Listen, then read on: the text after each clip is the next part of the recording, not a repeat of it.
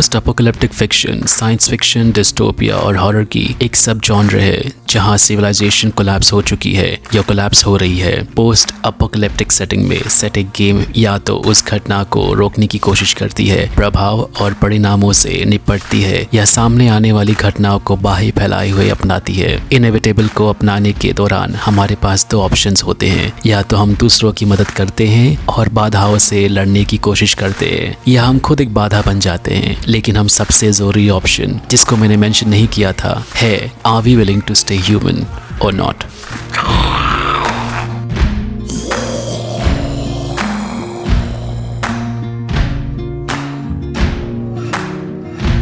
You can run on for a long time, run on for a long time, run on for a long time. Sooner or later, gotta cut you down.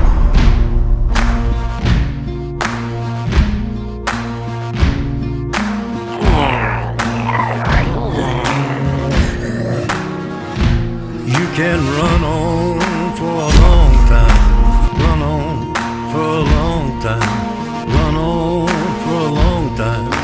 Sooner or later, gotta cut you down.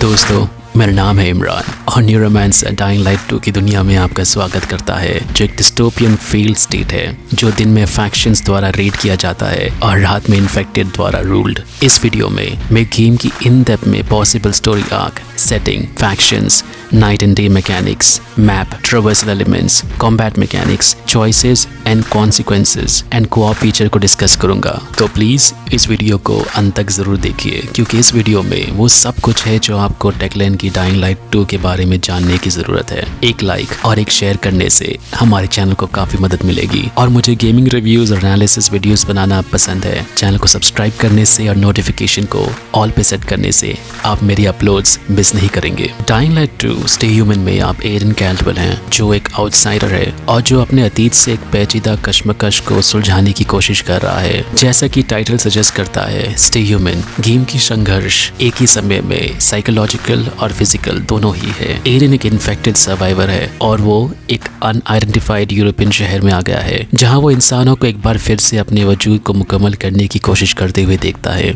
Game dying Light 1 की घटनाओं के 15 साल बाद set किया गया है, जहां हरान वायरस ने दुनिया को एक मॉडर्न डार्क एज में प्लंज कर दिया है और ह्यूमैनिटी इस वायरस से अपनी जंग हार चुकी है। शुरुआत में एरन को लगता है कि वो लंबे समय तक जिंदा नहीं रह पाएगा और शायद ये अनफॉरगिविंग वर्ल्ड उसे मानसिक और शारीरिक रूप से टुकड़े टुकड़े कर देगी, क्योंकि चीजें धीरे धीरे बिखर रही हैं। लेकिन तब उसे आशा की एक झलक दिखाई देती है जब वो नाइट रनर से मिलता है, जो वेटरन सर्वाइवर्स का एक ग्रुप है जो जरूरतमंदों की मदद करने के लिए तैयार रहते हैं और इस बिखरती दुनिया में उसके साथी बन जाते हैं। एरन गेम में 3 अलग अलग फैक्शन से मिलेगा, the survivors, the peace keepers और द रेनिगेट्स। गेम चॉइसेस और उनकी कॉन्सिक्वेंसेस पर आधारित है। अपने लक्ष्यों को पूरा करने के लिए आपको इन फैक्शंस का साथ देना होगा या आपको इनके खिलाफ होना पड़ेगा। डाइंग लाइट की दुनिया आपके छोटे या बड़े चॉइसेस के आधार पर शिफ्ट होगी, बदलेगी, भले के लिए या बुरे के लिए। जैसे कि पहले मेंशन किया गया है, गेम डाइंग लाइट 1 के इवेंट्स के बाद शुरू होता है। डाइंग लाइट 1 में हरान नाम का शहर काफी हद तक इन्फेक्टेड हो चुका था और लीडर्स के पास एक मुश्किल चॉइस थी जो उन्हें लेना था। उन्होंने हरान के पूरे शहर को आइसोलेट करने का फैसला किया और एक एक्सक्लूजन जोन का निर्माण किया, लेकिन उनके पास अभी भी ऐसे साइंटिस्ट थे जिन्होंने वायरस की स्टडी जारी रखी, डीएनए को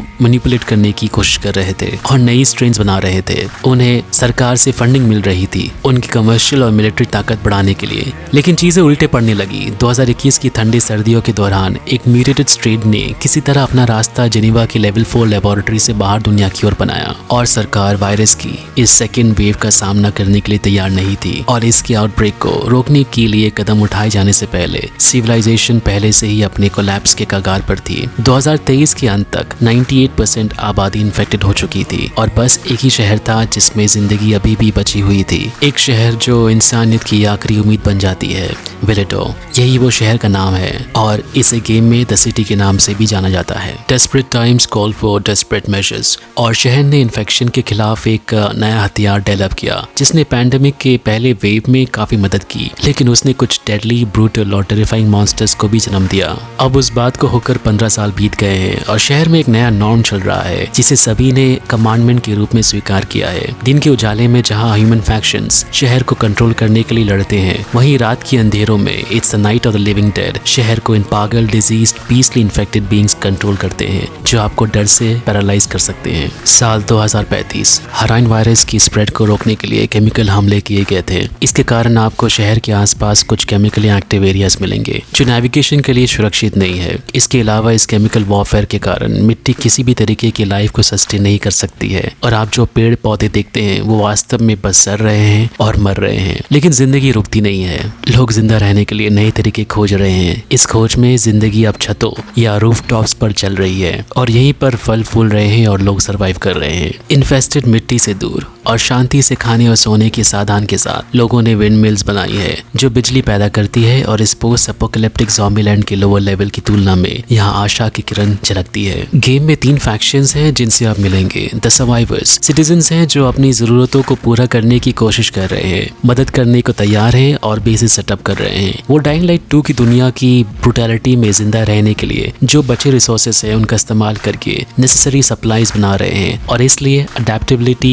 उनकी विशेषता है। हालांकि इनके पास फायर पावर की कमी होती है, पर अगर जरूरत पड़े तो वो लड़ने से पीछे नहीं हटते हैं। सर्वाइवल उनकी बेसिक नेसेसिटी है। द पीस कीपर्स वफादार फॉर्मर मिलिट्री सोल्जर्स हैं जो कानून और ऑर्डर के अपने वर्जन को लागू करना चाहते हैं। लॉ एंड ऑर्डर को लागू करने की कोशिश में वो क्वेश्चनेबल डिसीजंस को अंजाम देते हैं और उनकी ब्रूट फोर्स के लिए लोग उनसे डरते हैं। द रेनिगेट्स वो हैं जिनमें फॉर्मर स्टेट प्रिजनर्स शामिल है। वो पूरे शहर को लूटना, मारना और शहर पर अपनी पकड़ बनाना चाहते हैं। वो एक रूथलेस कर्नल द्वारा लीड किए जाते हैं जो उन्हें शहर का सॉवरेन रूलर्स बनाना चाहता है। सूर्य अस्त और सूर्य उदय हमेशा डाइंग लाइट 2 की दुनिया में एक युग की शुरुआत और अंत का प्रतीक है। यह मैकेनिज्म ओरिजिनल गेम पर एक इम्प्रूवमेंट है। दिन के दौरान प्लेयर्स अपने पसंद के आधार पर ऑब्जेक्टिव्स को पूरा करने के लिए सिटी को एक्सप्लोर करेंगे। आप शहर को स्कैवेंज करेंगे और रिसोर्सेस को इकट्ठा करेंगे। नए एनपीसी से मिलेंगे, उनकी कहानियों को सुनेंगे, उनकी मदद करेंगे या उनके खिलाफ हो जाएंगे। आप इन्फेक्टेड, जिन्हें डीजेनरेट्स के नाम से जाना जाता है, उनसे मिलेंगे जो कमजोर हैं और उनके मांस के टुकड़े उनके शरीर से गिरते हुए नजर आते हैं। वो जितनी ज्यादा सूरज के ताप में एक्सपोज होते हैं वो उतने ही कमजोर होते हैं। हालांकि आप कुछ ऐसे इन्फेक्टेड से मिलेंगे जो दूसरों से ज्यादा बिगर और टफर होते हैं। लेकिन रात के दौरान ये बिल्कुल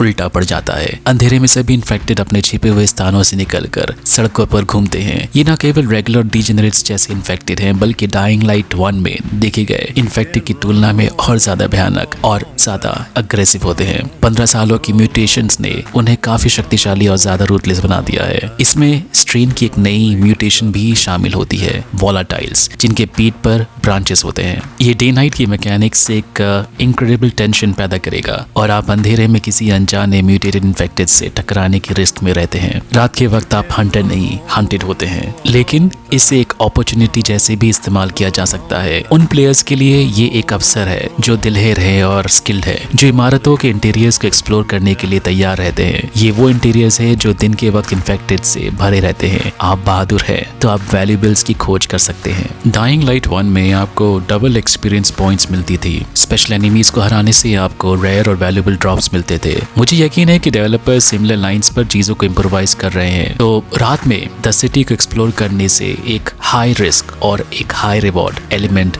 आपको मिलेगी। नहीं तो आप सुबह तक एक सेफ हाउस में सनराइज का इंतजार कर सकते हैं। डाइंग लाइट 2 की मैप डाइंग लाइट 1 की बिल्कुल दुगुना है। एक्चुअल मेजरमेंट्स में ये 6 स्क्वायर फीट किलोमीटर है, लेकिन संख्या को अलग रखते हुए आपको सैकड़ों मल्टी स्टोरीड बिल्डिंग्स दिखाई देंगे जो काफी बड़े हैं और जिन्हें आप एक्सप्लोर कर सकते हैं। और गेम की डेमो और ट्रेलर्स की जांच से ये काफी बड़े लगते हैं। चूंकि रूफटॉप्स गेम की सेफ जोन्स है, इसलिए आपको नेविगेट करने और सिटी को एक्सप्लोर करने के लिए पार्कोर मूव्स को अडॉप्ट करना पड़ेगा। ये ऐसे मूव्स हैं जिन्हें आप डाइंग लाइट 1 में परफॉर्म कर सकते थे। हालांकि डाइंग लाइट 2 में ओरिजिनल के कंपैरिजन में मूव्स को डबल कर दिया गया है। 3000 से भी ज्यादा अलग अलग टाइप्स के पार्कोर एनिमेशंस गेम में आप परफॉर्म करेंगे। मिरर्स एज के सभी फैंस इसे काफी पसंद करेंगे। आप दीवारों पर वॉल रन्स कर सकते हैं, स्विंग्स कर सकते हैं, रूफटॉप से नीचे स्लाइड कर सकते हैं और एक क्रेन से दूसरे पर ड्रॉप कर सकते हैं। आप टूल्स जैसे ग्रैपलिंग हुक स्विंगिंग के लिए और पैराग्लाइडर ग्लाइडिंग के लिए इस्तेमाल करेंगे। Grappling hook dying Dying Light 1 में आपको स्पाइडरमैन जैसा फील देती थी,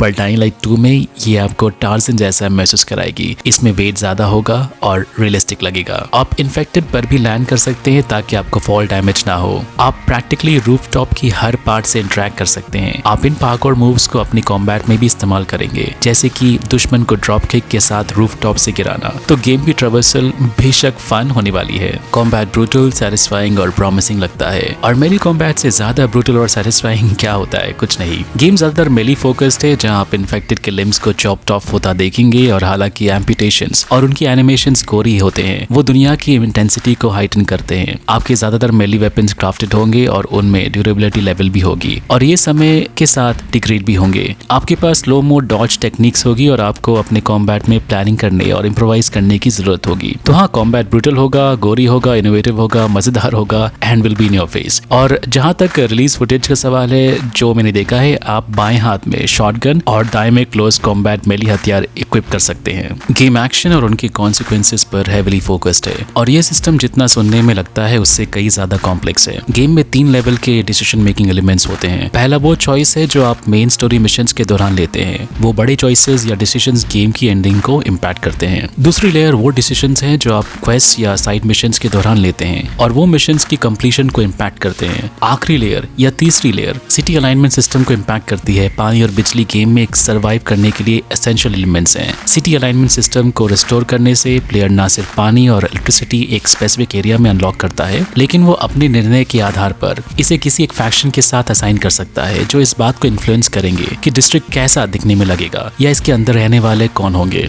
इसके अलावा जो प्लेयर्स के लिए ज्यादा जरूरी है, ट्रैवर्सल अपॉर्चुनिटीज भी अनलॉक करता है। नए टूल्स जैसे जिप लाइन्स और ट्रैम्पोलिन। तो आप अपनी पसंद के आधार पर सिटी की फ्यूचर को अच्छे या बुरे के लिए अपने अंदाज में बदल सकते हैं। लेफ्ट 4 डेड और बॉर्डरलैंड्स 3 जैसे डाइंग लाइट 2 में 4 प्लेयर कोऑप एक्सपीरियंस भी शामिल होगा। तो एक होस्ट होगा और 3 अन्य प्लेयर्स उसकी गेम को ज्वाइन कर सकते हैं। हालांकि डिसीजन मेकिंग एबिलिटी जो कहानी की इंपॉर्टेंट एलिमेंट्स को अनफोल्ड करती है, होस्ट की डिसीजन पर ही डिपेंड करेंगे। लेकिन फिर भी दोस्तों के साथ कोऑप गेम खेलना, पार्कोर करना और इन्फेक्टेड को डिसमेंबर करना बेशक मजेदार होगा। उम्मीद है कि गेम की डिफिकल्टी और बढ़ जाएगी जितने प्लेयर्स गेम को ज्वाइन करते हैं। डाइंग लाइट 2 स्टे ह्यूमन की रिलीज की तारीख 7 दिसंबर 2021 है। ये बेशक काफी प्रॉमिसिंग लग रही है और खास तौर से इसके स्टोरी एलिमेंट्स पे ज्यादा ध्यान दिया जा रहा है। टेकलैंड ने खास तौर से द विचर 3 से ब्लडी बैरन साइड क्वेस्ट के पीछे राइटर्स और टैलेंट्स को अपनी टीम में इंक्लूड किया है, और हम ये जानते हैं कि ब्लडी बैरन की साइड क्वेस्ट कितनी बेहतरीन थी। एक साइड क्वेस्ट इतनी कॉम्प्लेक्स और इतनी सेटिस्फाइंग कि मैं सिर्फ ये कल्पना कर सकता हूँ कि डाइंग लाइट 2 में साइड क्वेस्ट कैसे होंगे। Gaming previews, gaming reviews, analysis और हाल ही में शुरू की गई सुपर हीरो एनिमेटेड सीरीज की रिव्यूज के लिए हमारे चैनल को प्लीज सब्सक्राइब करें और नोटिफिकेशन को ऑल पे सेट कर दें ताकि मेरी अपलोड्स आप मिस ना करें।